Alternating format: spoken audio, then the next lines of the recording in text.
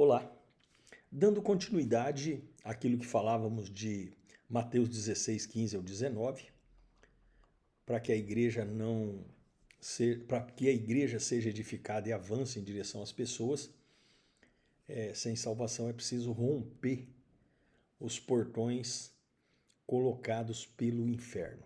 Satanás, ele colocou uma resistência espiritual. Nós falamos disso e Jesus ele fala ali para Pedro: eu te darei as chaves do reino dos céus. Então, chaves espirituais para destrancar os portões do inferno. Não é arrombando o Hades que nós vamos avançar com o reino de Deus, e sim abrindo esses portões com chaves mestras que o Senhor conquistou. As portas do inferno têm fechaduras, e a Bíblia diz chaves da morte e do inferno, que estavam com o diabo, agora estão com o Senhor Jesus. Ali em Apocalipse 1, 17 e 18, a Bíblia diz: e eu, quando ouvi, caí a seus pés como morto. E ele pôs sobre mim a sua destra, dizendo-me: não temas, eu sou o primeiro e o último, que vivo para todo sempre, amém, e tenho as chaves da morte e do inferno. O aspecto aqui impositivo para nós na condição de adoradores, de intercessores, de evangelistas, de missionários, é diferenciar a abertura de arrombamento. Abrir uma porta não é arrombar uma porta. Quando nós temos a chave da porta, nós simplesmente temos que colocá-la na fechadura, girá-la e destrancar a porta, mas quando nós não possuímos a chave e arrombamos a porta, aí fica tudo muito complicado. O trabalho é muito maior. Sem falar nos prejuízos acarretados. Então essa analogia é muito importante a gente tê-la. As chaves, elas estão no reino dos céus. Essas chaves, elas foram conquistadas por Jesus e não estão mais com Satanás. Elas são propriedade dos céus. O trabalho da igreja é abrir esses portões e resgatar vidas e projetos. No entanto, a igreja, ela só abre esses portões quando ela tem as chaves nas suas mãos. A questão não é tomar as chaves do diabo, porque Jesus já tomou, a questão é recebê-la de Deus. Então, nós recebemos as chaves para destrancar a vida das pessoas no lugar de intimidade com o Senhor. É o secreto que permite isso, né? Quando a gente vê ali o respaldo, a cobertura, é um papel fundamental da igreja, a igreja intercessora, um conselheiro que tem uma boa retaguarda de intercessão, ser respaldado por isso, porque, na verdade, é uma questão de batalha espiritual e não tem outra explicação, né? O conselheiro, ele tem que ter um quartel-general para avançar contra os portões do inferno no ambiente de intercessão. É necessário prudência, é necessário perícia, é necessário destreza, é necessário espiar secretamente, como eles fizeram ali, né?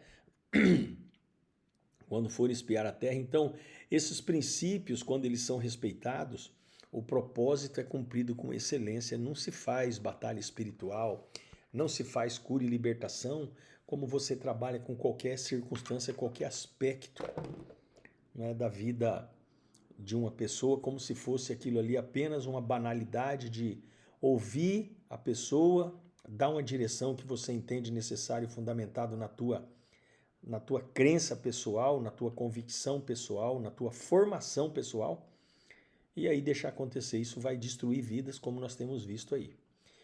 É necessário ter uma porção muito forte de confiança, porque o conselheiro tem que ter um estilo de vida discreto e é fundamental para alguém que deseja crescer no ministério de aconselhamento, libertação e cura ser discreto, ter discrição. A pessoa não pode de maneira nenhuma ouvir algo e sair falando. Tem que ser um bom observador, né? Tem que ser leal, tem que ser confiável. A fofoca ela é suicídio do ministério de cura e libertação. Provérbios 10:9 fala: quem anda com integridade anda com segurança, mas quem segue veredas tortuosas será descoberto. Quando se tem integridade, se caminha em segurança. Então é necessário ter esse perfil. E aí nós precisamos fazer uma reflexão importante, né? É necessário perguntarmos a nós mesmos: eu transmito segurança? As pessoas, elas se sentem seguras comigo? Sou confiável? Eu consigo guardar segredos e por mais que aconteça algo, eu vou conseguir não usar isso contra a própria pessoa? O aconselhamento, ele vai ser uma pregação indireta ou ele vai ser uma manifestação do Espírito Santo, dando uma direção para a libertação daquela vida? Então, a estrutura do secreto aqui é necessário ser aplicada com evidência, com veemência. O objetivo do espiador da terra é buscar pistas que conduzam às raízes dos problemas. Como se conquistou Jericó? Analisando como seria melhor fazer, né? Lógico que ali Deus deu uma determinação, mas nós precisamos entender o seguinte: o mapeado, o aconselhado, ele é uma estrutura que precisa ser analisada, aplicada na sua vida os princípios bíblicos, a cruz de Cristo e a restauração vir a partir da palavra com a revelação do Espírito Santo, inclusive se for necessário fazer ato profético. O poder de mobilidade e observação espiritual, quando fala ali andai e observai a terra. Então não é só a gente ouvir.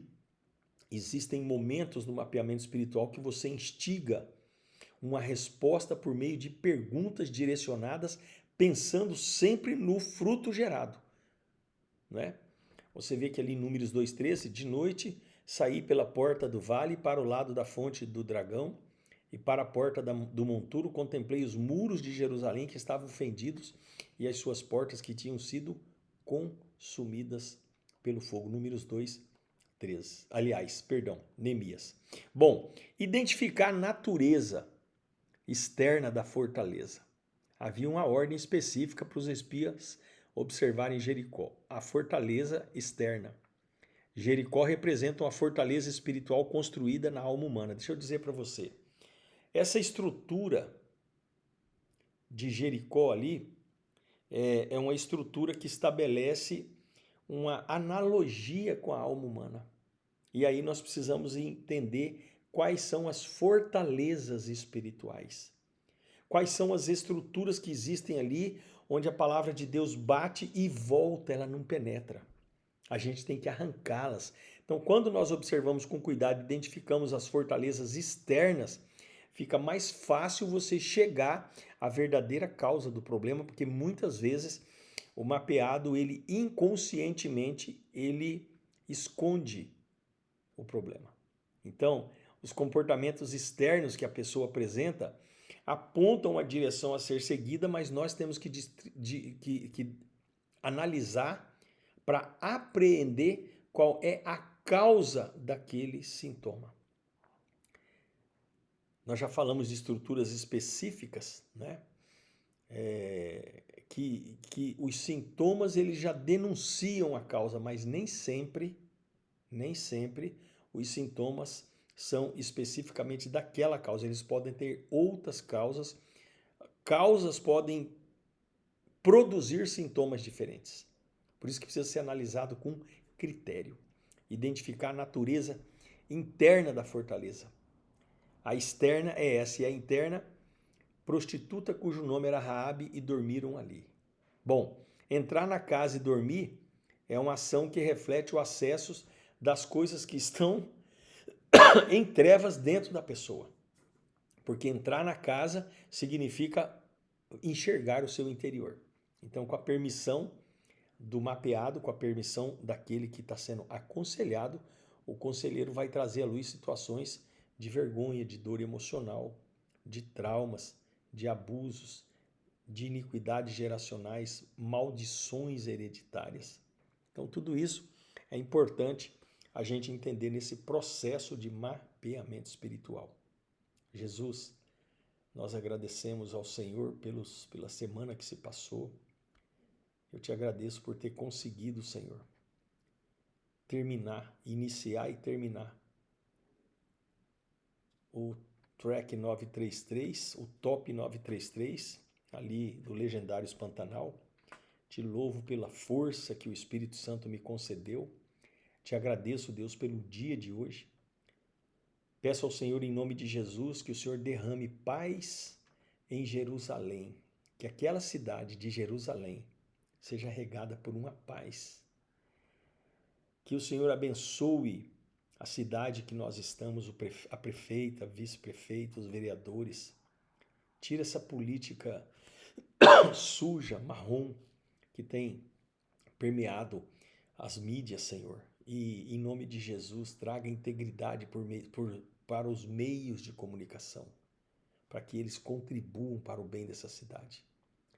Em nome de Jesus, o pão nosso de cada dia nos dai hoje. Obrigado, Pai, pela tua bondade, pelo pão, pela graça, pelo amor, pela misericórdia, e que o Senhor nos conceda o pão para que possamos semear no celeiro e semear, em nome de Jesus, no reino de Deus, para que nós possamos fazer todo tipo de obra de justiça, dízimos, ofertas, primícias e missões, Senhor, principalmente missões.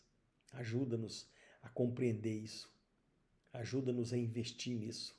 Nós te louvamos pelo dia de hoje e nós declaramos mais uma vez, Senhor, obrigado pelo cuidado com nossos filhos. Que o Senhor os guarde, envie teus anjos guardando a vida de cada um, abençoando, prosperando, estabelecendo graça, poder, amor. Nós declaramos o teu poder sobre nós. Nós declaramos o teu cuidado e amor sobre a nossa geração e a geração da nossa geração, em nome de Jesus. Deus nos abençoe e até amanhã, se Deus permitir. Graça e paz.